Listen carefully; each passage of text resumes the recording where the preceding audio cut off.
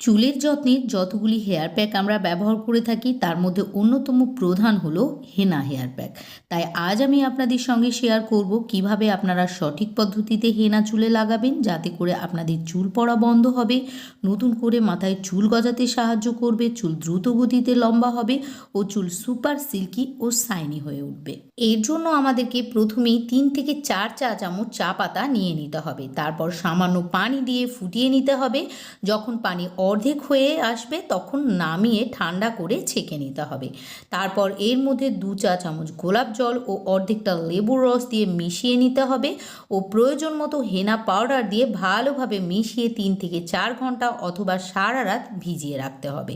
তারপর এর মধ্যে 1 চা চামচ ক্যাস্টর অয়েল ও হাফ 1 চা চামচ গ্লিসারিন দিয়ে ভালোভাবে মিশিয়ে চুলের গোড়া থেকে ডগা পর্যন্ত লাগিয়ে 1 থেকে 2 ঘন্টা রেখে মাইল্ড শ্যাম্পু দিয়ে শ্যাম্পু করে নিতে হবে।